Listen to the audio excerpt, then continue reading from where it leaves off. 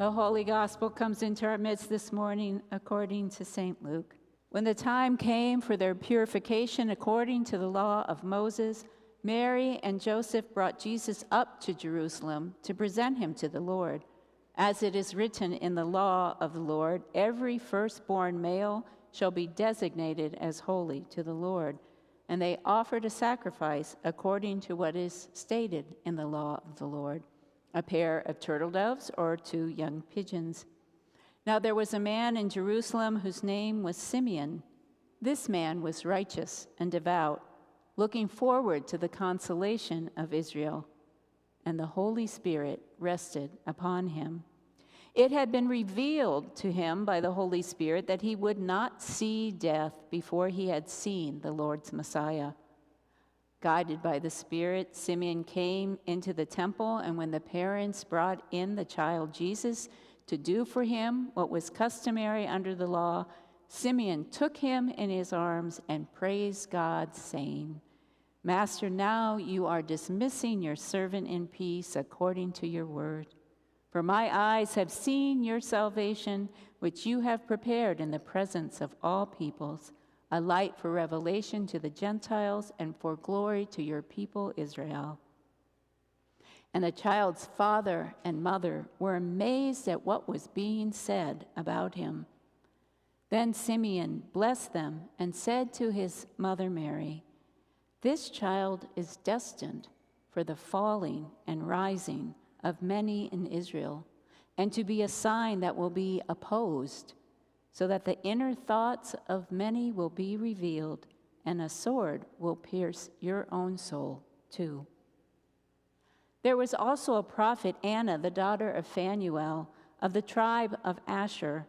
She was of great age, having lived with her husband 7 years after her marriage, then as a widow to the age of 84. She never left the temple, but worshiped there with fasting and prayer night and day. At that moment she came and began to praise God and to speak about the child to all who were looking for the redemption of Jerusalem. When they had finished everything required by the law of the Lord, they returned to Galilee, to their own town of Nazareth. The child grew and became strong, filled with wisdom, and the favor of God was upon him. This is the gospel of the Lord. Praise to you, O Christ.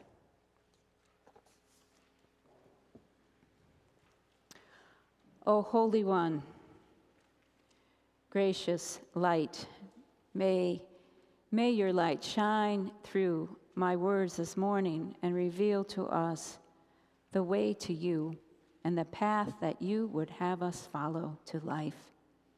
Amen. A good friend of mine 10 days ago had a medical procedure, and it went fine, though there were some risks, and she was a little nervous, and I didn't realize until afterwards how nervous I was, because I cried with joy that everything went well. But she shared with me afterwards what I surprisingly never knew, that when she had her third child near the age of 40, she thought, if I can just live to see her graduate from high school.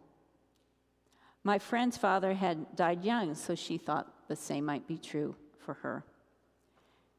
And then she said once her daughter made that high school graduation milestone, she started to create new ones.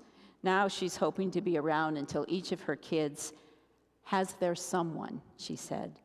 Not necessarily married, but just someone who is their person, who is going to be there for them no matter what.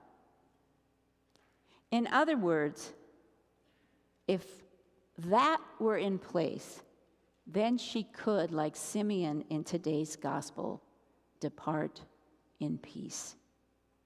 Simeon was holding on, waiting for the Messiah to appear. The Spirit had revealed to him that he would not die before he had seen the Messiah.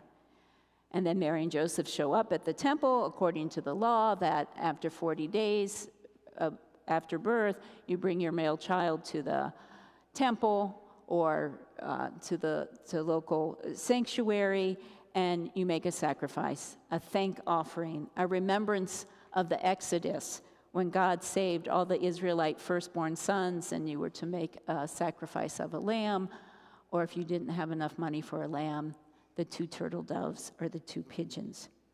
So through the Spirit, Simeon recognizes that this baby is the one whom he has been waiting for, and now he can depart in peace.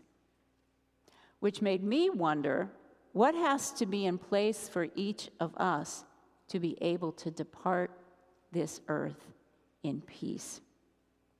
Now, when we do words to ponder every week, maybe you read them in our e-letter, and when I was asked what my words to ponder were this week, I said, well, what has to be in place for us to die in peace? And some staff members looked at me and said, really? Great, just what everyone wants to think about, dying. But it's best to think of it before it overtakes us. It can come out of nowhere, and many of us have had that experience in our own lives, with or without COVID. And thinking about what needs to be in place in our lives to die with gratitude on our lips helps us to shape and live the time that we have. I have this vivid memory of one day when I was in my 40s. I had taken the subway from my apartment to work, and I often had to drive because meetings I had in the evening at churches were beyond the subway system, or I was going to jump in my car and race down I-95 to pick up the kids from school. So it was a gift for me to be able to take the subway sometimes, because I love the diversity in a New York City subway car. So I had taken the subway to work, and I was walking through Barnard College campus, and to get to the building called the God Box, where the Metro New York Synod offices were, where I worked. And I was walking through the campus. I remember just having this thought, I could die today, and it would be okay. I don't know where the thought came from or why. I mean, my kids were still in high school with no trajectory planned, and usually parents like my friend want to know their kids are somewhat settled before they can say, okay. Or like John Bredesen, as I said this morning, he attends the first service. He's in his 90s, and he is holding on to all his grandkids have graduated. But that day, walking across the campus, this complete freedom, an overwhelming sense of peace came with that thought. I could die today and it would be okay. It was really a spiritually holy and centering moment. Now, if you ask me today, I'd say, I don't want to die. I have things to do, places to go, people I love, and I want to someday, I hope, hold a grandchild in my arms. And maybe that's how everyone feels absent the Holy Spirit. I don't think we can create that sense of peace. I think it comes from beyond. If we try to create it or grab onto it, it's gone. Simeon had the Spirit resting upon him. And the Spirit is the one who revealed to him that death wouldn't come until the Messiah appeared. And the Spirit is the one who guided him to the temple to meet Jesus. There was no resistance on his part. Oh no, my time has come. Maybe I can avoid going to the temple. He went, and he took the child in his arms, and he sang this song. Now I can depart in peace, for my eyes have seen the salvation that you have prepared in the presence of all peoples, a light for revelation to the Gentiles and for glory of your people Israel. Maybe some of you remember we used to sing that after communion. Does anybody remember singing that? It was called post-communion canticle. It's also sung at evening prayer. What I hear in Simeon's words is this ability to release everything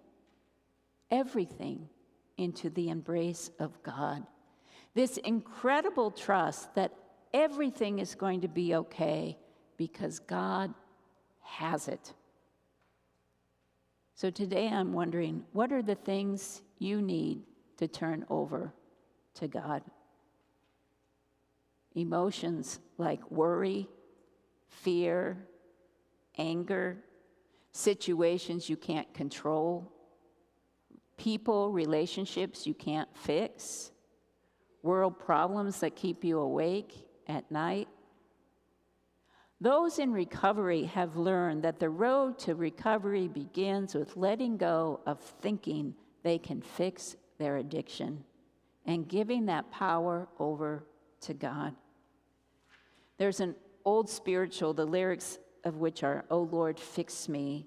Oh Lord, fix me. Fix me, Jesus, fix me." Have you ever heard that? It's not very well known, I don't think, or that moving, but I've always remembered it.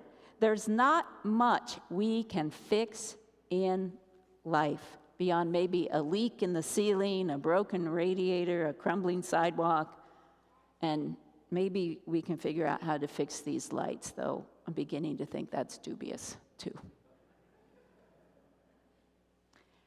There is not much we can fix.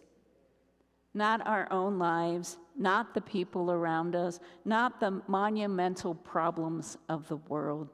There is so much beyond our control. Anna speaks in the text, speaks to all who are looking for the redemption of Jerusalem. Redemption is another word for freedom. She's speaking to people who long for their city to be free, free of oppressive Roman rule, free of Herod's brutal, self-obsessed leadership, to have their city become its name, Yerushalayim, the city of peace. I've only read one science fiction book in my life. Anybody here read science fiction? Yeah, so we have some, and Tesla involved reads a lot of science fiction. I've only read one, but I remember it from my sophomore year in college, so I should probably read more science fiction. But the premise of the story, Canticle for Leibowitz is the one I read. The premise of the story is that humans have destroyed the earth, and so they're leaving to go to another planet, which of course then they're going to destroy that one. When the last people leave the earth, and it seems bereft of all life, and all humans are gone, bing, a green shoot sprouts out of what seems to be, to all appearances, a dead planet.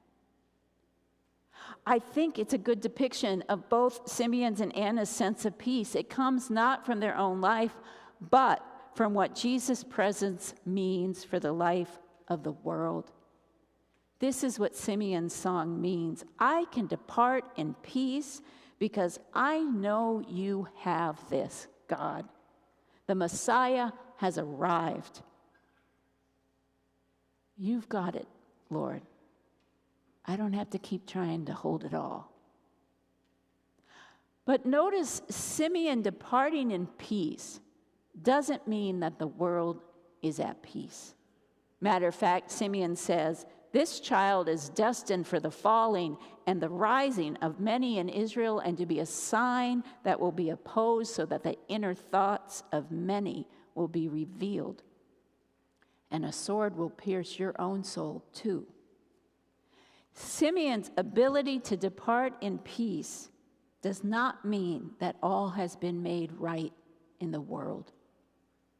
But it does mean the one who holds the world, the one who moves it towards peace and justice, towards these big words in the text, towards consolation and revelation and redemption, is in our midst. And God will have the last word. Trusting in that does not mean we are resigned to things as they are. Unjust, violent, destructive of creation, hierarchical, and unfair. Luke, more than any of the other Gospels, is about raising up the poor, about the world being turned upside down and made right. And Luke, more than any of the other Gospels, is also about prayer. There's a reason why those are together. To make a difference in the world takes a lot of prayer and a lot of patience. If we rely on ourselves, we will be exhausted. We will give up. We will say, it's not our problem. It's not our problem that another school kid got shot. It's not our problem that another no-knock warrant went bad. It's not our problem that men at NERC have no winter clothes. It's not our problem that so many are homeless. If we don't stop and pray and call upon the power of God. It's counterintuitive, but to make a difference in the world, we have to let go of our need to fix things and align ourselves with the presence of God. It's counterintuitive, but releasing everything into God's hands rather than absolving us of responsibility opens us to be the agents of God's grace, power, wisdom, and justice. Releasing everything into God's hands isn't turning away or giving up, but it's confessing that we can't fix things, but the power and wisdom of God coursing through us can. In Jesus' name, amen.